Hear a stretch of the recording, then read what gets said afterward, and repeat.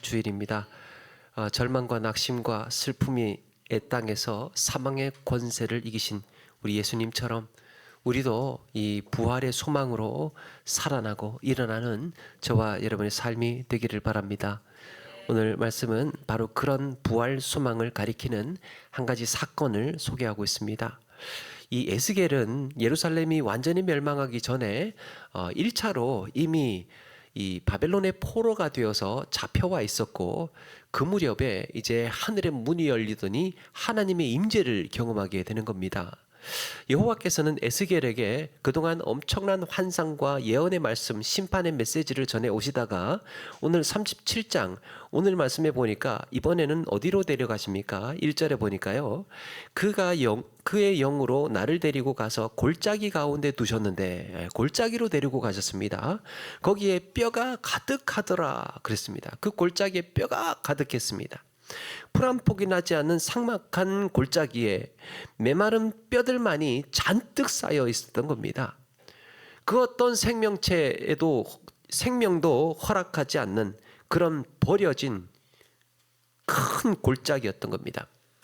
여기서 이제 골짜기라는 단어가 히브리 성경에 이 정관사라는 게 있습니다.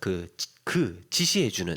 그래서 그 골짜기 에스겔서에서 가리키는 그 골짜기는 그러면 에스겔서에 언젠가 한번 나왔다는 얘기가 되겠죠.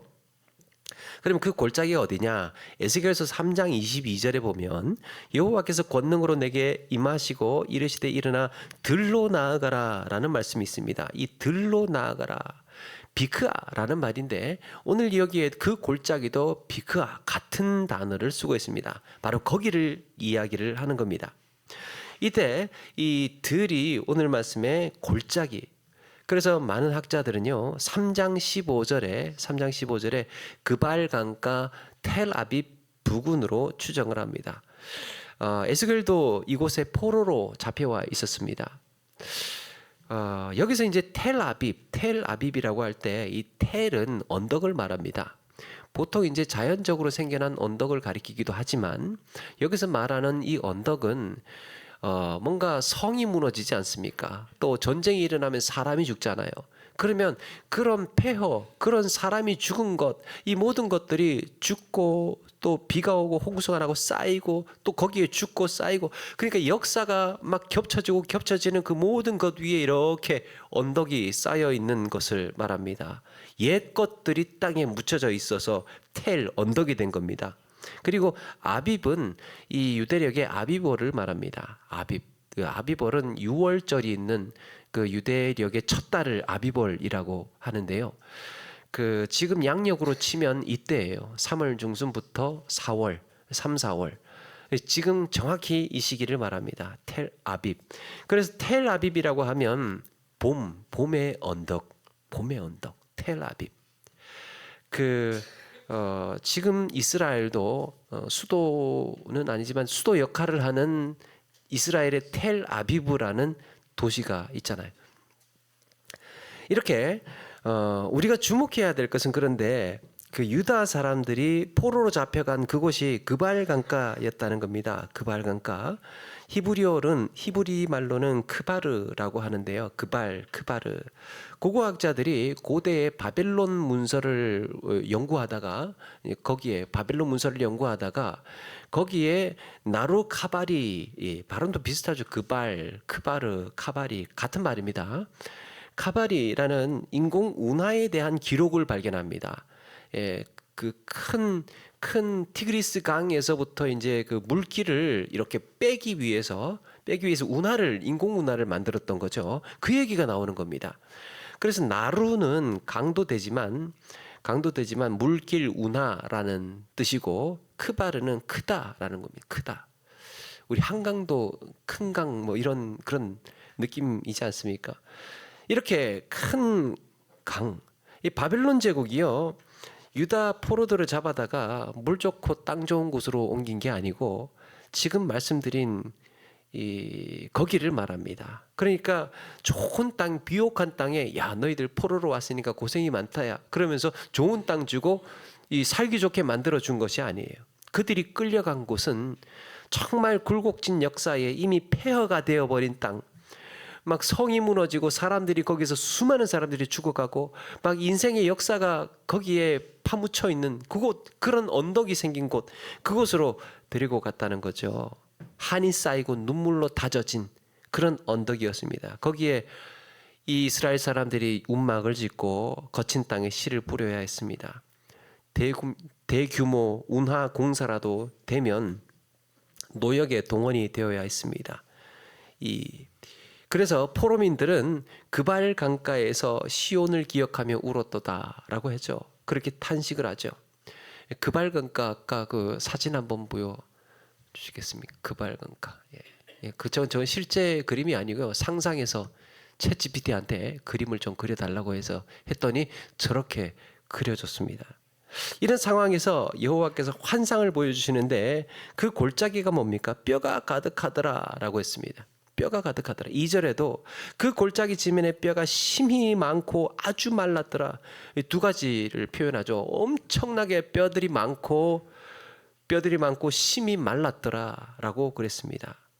골짜기 곳곳에 뼈들이 도대체 언제 죽었을지 모를 정도로 바짝 말라 있었고 여기저기에 흩어진 채로 수북이 쌓여 있었습니다. 생명이라고는 찾아볼 수 없고 흙먼지로 뒤덮인 그냥 뼈 더미 뿐인 거예요. 에스겔이 거기서 멍하니 저기서 그냥 중간에서 여기저기 보면서 서성거리고 우두커니 서 있었습니다. 그런데 하나님께서 이런 질문을 하십니다. 인자야, 이 뼈들이 능히 살 수 있겠느냐? 저걸 보십시오. 살 수 있겠습니까? 그러니까 하나님께서 묻는 겁니다. 인자야, 이 뼈들이 능히 살 수 있겠느냐? 에스겔이 뭐라고 합니까? 주 여호와여 주께서 아시나이다.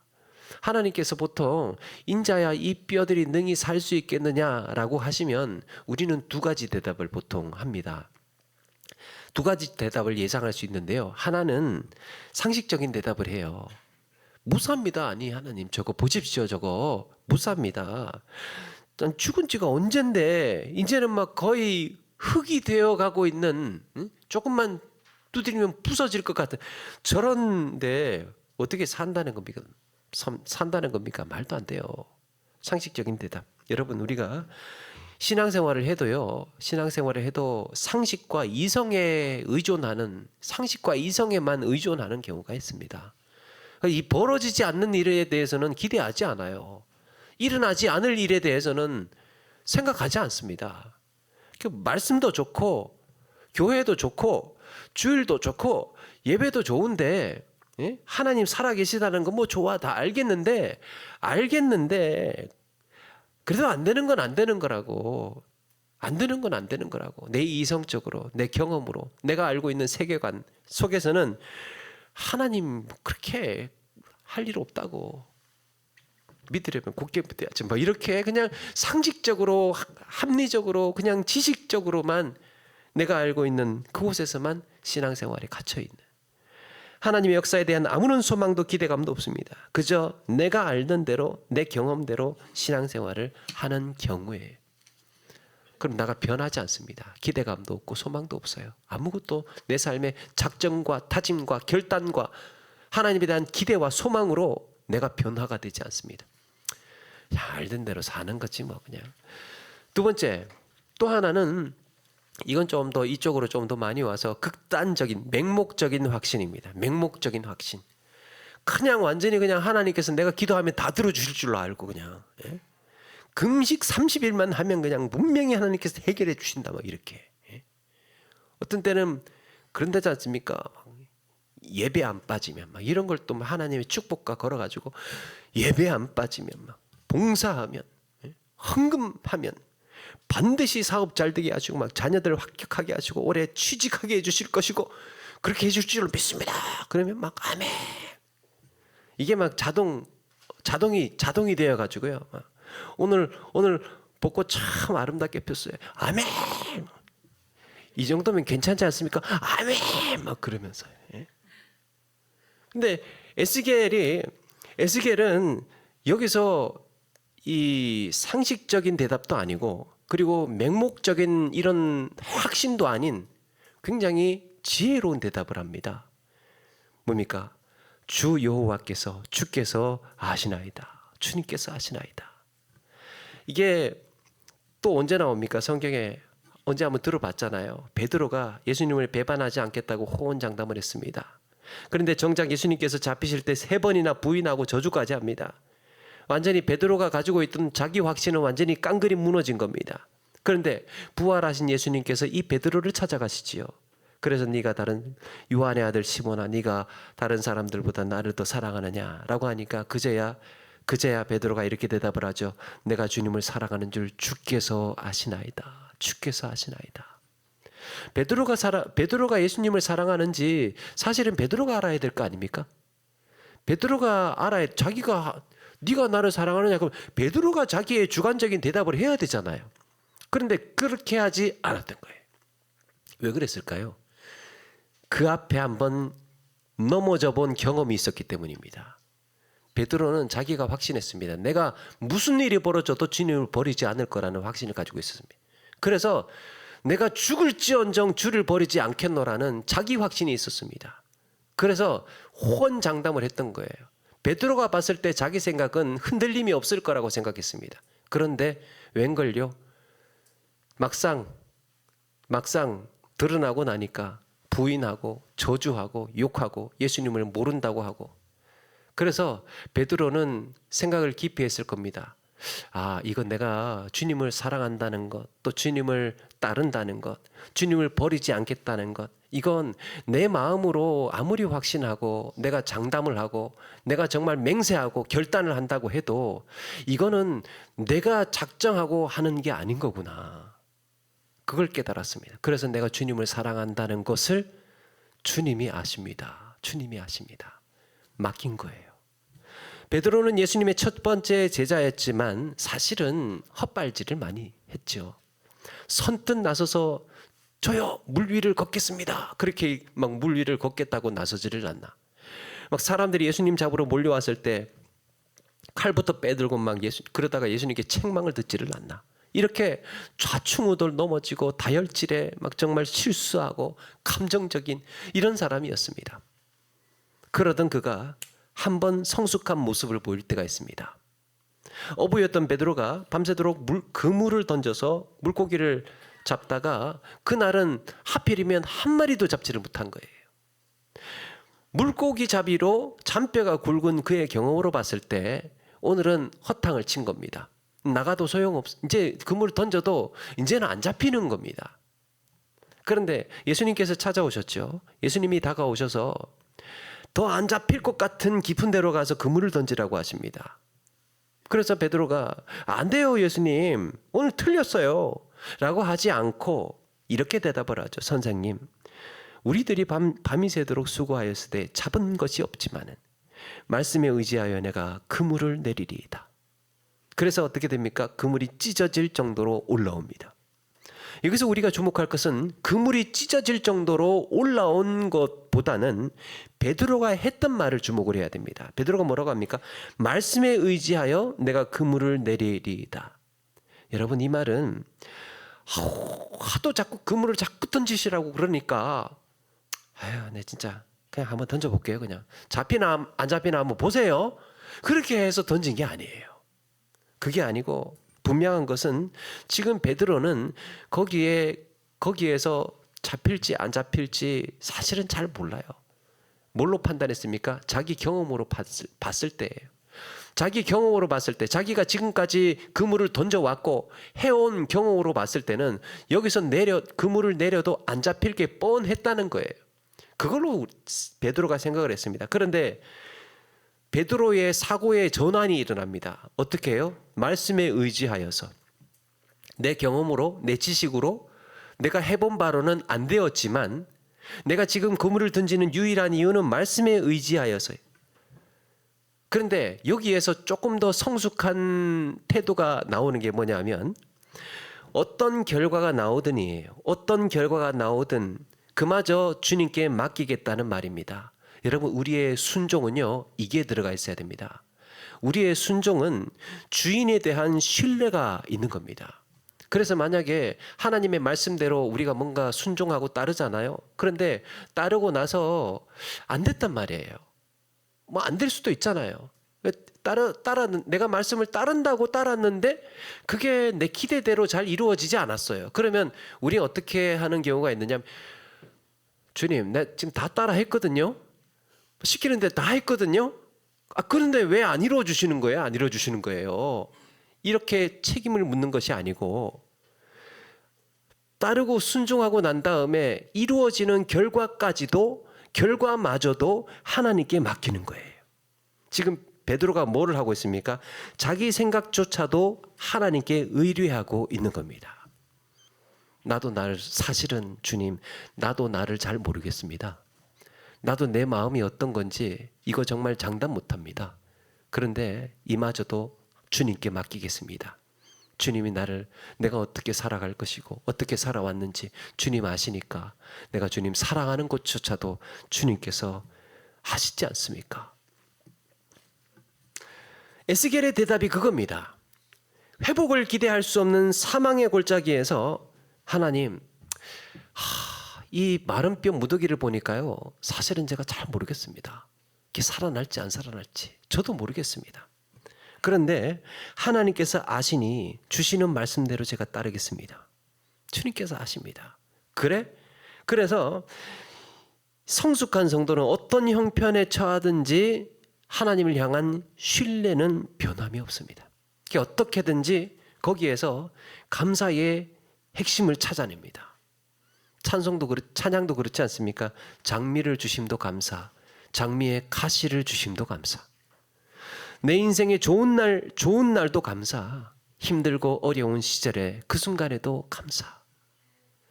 에스겔이 주께서 아시나이다라고 하니까 하나님께 맡기겠습니다. 하나님 무슨 말씀을 하시든지 제가 그대로 대언하고 그대로 따르겠습니다. 라고 하니까 하나님께서 이렇게 말씀하십니다. 그러면 이 모든 뼈들에게 전해라. 이렇게 죽어있는 뼈들에게 전해라. 너희 마른 뼈들아 여호와의 말씀을 들을지어다. 내가 생기를 너희에게 들어가게 하리니 너희가 살아나리라. 그리고 이 생명 아닌 것에게 말을 건다는 게 사실은 이게 좀 쉽지가 않잖아요. 바위에게 살아있는 것처럼 한번 말을 걸어보면 여기 꽃이 있지만 그래도 얘는 생명이잖아요. 꽃이 참, 야, 너는 어떻게 이렇게 예쁘니? 그러면 남이 보면 이상하게 생각할까? 말 걸고 대화를 나눈 것 같고. 예?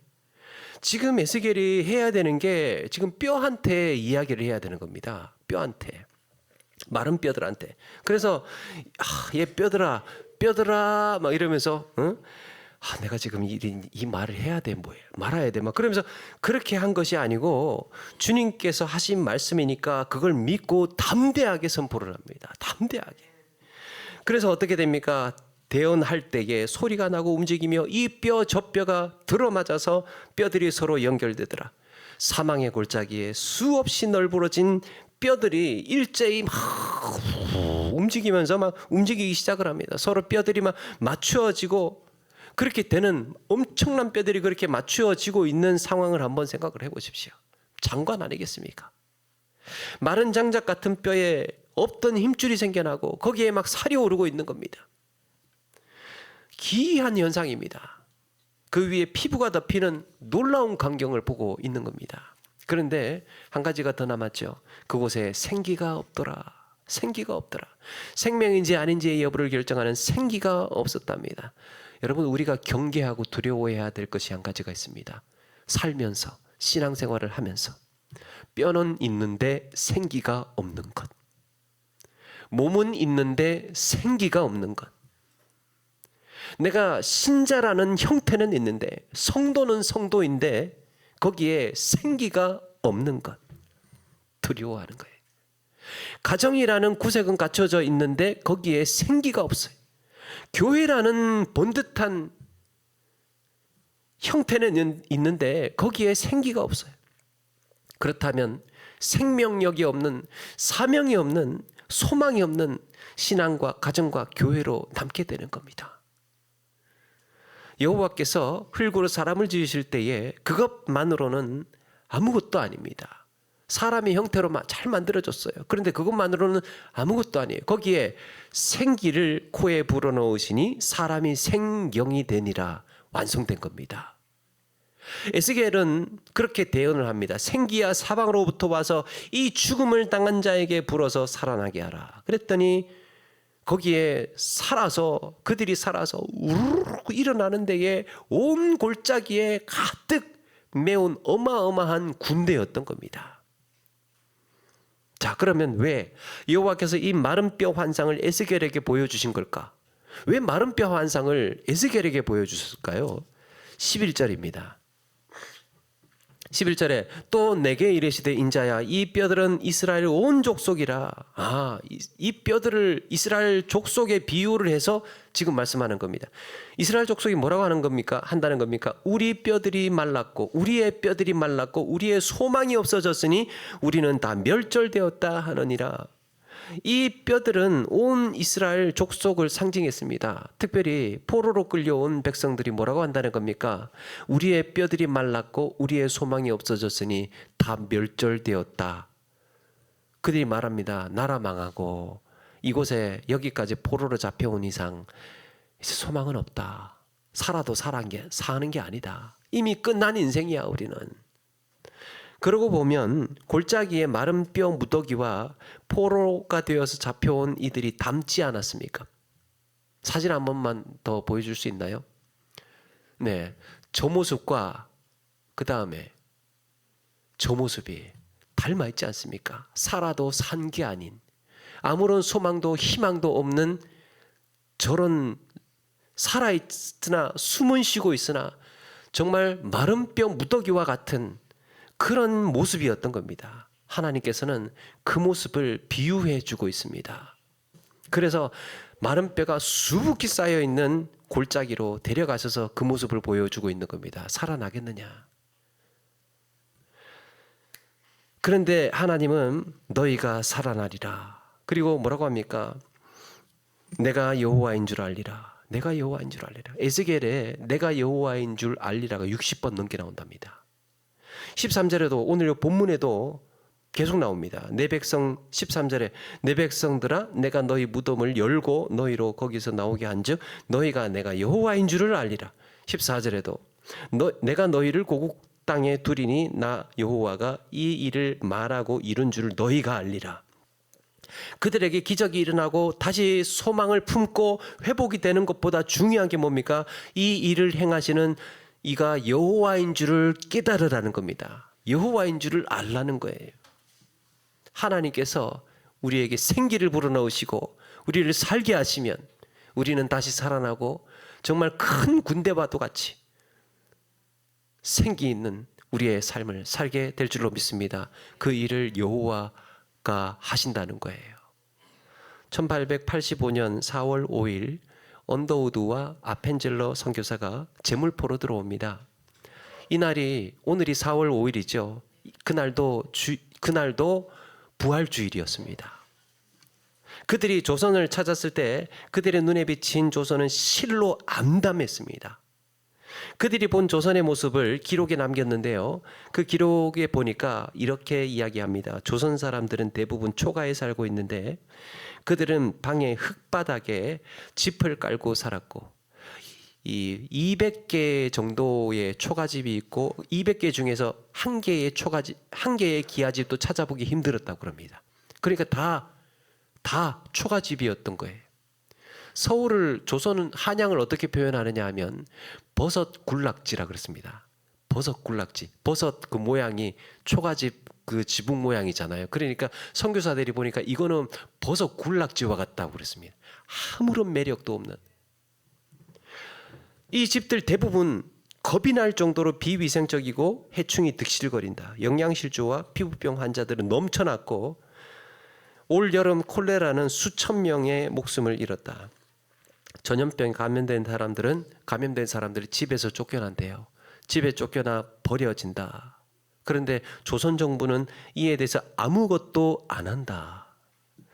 여성들은 교육을 받지 않고 이름도 없대요. 대부분 별명을 부른대요. 별명. 꽃순이 이렇게 이름을 그거 부른대요. 그래서 아무개 딸로 이렇게 부른다. 누구 딸 이렇게 부른답니다. 그마저도 혼인을 하면 없어지는 겁니다. 결혼하고 시집 가면 누구 딸이라고 그러겠습니까? 그렇게도 못하잖아요. 꽃순이라고 하기도 할 수도 없잖아요. 그러니까 이름이 없어지는 거예요. 그냥 누구 댁 되는 겁니다. 누구 댁. 백성들은 술과 도박에 빠져 있다. 윤리도덕은 다 땅에 떨어지고 사기, 거짓말, 부도덕이 판을 친다. 그러니까 거기서 생존을 하려면 거짓말 안 하면 살 수가 없는 사회가 된 겁니다. 불신하고 있는 거, 서로 못 믿는 겁니다. 사기를 하고 거짓말을 하고 1880년대의 조선은 소망의 빛이라고는 찾아볼 수 없는 암흑천지였다 그랬습니다. 미국의 선교사들이 와서 보니까, 외국 선교사들이 와서 보니까 조선이 그런 모습이었습니다. 이런 상황을 언더우드 선교사의 기도에 드러납니다. 오 주여, 지금은 아무것도 보이지 않습니다. 지금은 우리가 황무지 위에 맨손으로 서 있는 것 같사오나, 에스겔이 황무지에 이 마른 뼈들 무더기가 있는 그 위에 서 있는 것 같이 이 선교사 역시도 지금은 황무지 위에 맨손으로 서 있는 것 같사오나, 저들이 우리 영혼과 하나인 것을 깨닫고 하나님 나라의 한 백성 한 자녀임을 알고 눈물로 기뻐할 날이 있음을 믿습니다. 언젠가 저들도 우리의 한 자녀라는 것을 믿고 정말 함께 부둥켜 안고 하나님 나라의 자녀라는 것을 믿고 기뻐하면서 감사하고 눈물로 울 날이 반드시 올 거라는 것을 내가 믿습니다. 지금은 예배당도 없고 학교도 없고 그저 경계의 의심과 멸시와 천대함이 가득한 곳이지만, 외국인 선교사들한테 양귀자라 불렀답니다. 서양 귀신, 양귀자라고 부르지만 이곳은 머지않아서 은총의 땅이 되리라는 것을 믿습니다. 그렇게 그들은 믿음으로 기도했고 헌신했고 하나님께서 보내신 사명에 순종하고 복음으로 대언했습니다. 그래서 어떻게 되었습니까? 예배당이 세워지고 병원이 세워지고 학교가 세워집니다. 한 번은 언더우드 선교사님이 신방을 가는데요, 시골길을 이제 지납니다. 그래서 아랫마을을 지나서 이제 윗마을로 가야 했습니다. 그런데 아랫마을을 이렇게 지나는데 그 동네 살고 있는 사람이 부릅니다. 잠깐만요, 저기 혹시 선교사입니까? 네. 저 윗마을 가십니까? 이게 묻더래요. 그러니까 그렇다고 그러니까 이분이 하는 말이, 아니 저 윗마을 사람들 옛날에는 매번 내려와가지고 밭에 있는 채소 뽑아가고 무 뽑아가고 막 대추 따고 배 따고 사과 따고 서리해가고 이런 사람들이었는데, 도둑질해가는 사람들이었는데, 선교사님이 오시고부터는 떨어진 사과 하나도 안 줍는다는 거예요. 도대체 뭘 가르쳤길래 저 사람들이 저렇게 변한 겁니까? 그거 우리한테도 좀 가르쳐 주십시오. 우리한테 좀 가르쳐 주시오. 그러더랍니다. 선교사님들이 이 복음을 전하고 하나님께서 조선 땅에 생기를 불어넣으셨을 때 사람들이 변하기 시작했습니다. 사람이 달라지기 시작했습니다. 여러분, 우리의 믿음에도 생기가 불어야 할 줄로 믿습니다. 그러기 위해서는 이제 우리가 하나님의 말씀을 그대로 믿고 대언해야 할 차례입니다. 말을 한다고 듣겠나? 우리 생각으로는 그렇지 않습니까? 말한다고 듣겠나?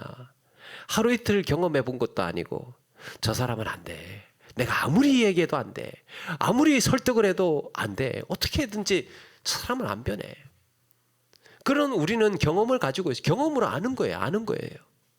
그런데 회복이 될까? 살아날까? 이런 생각.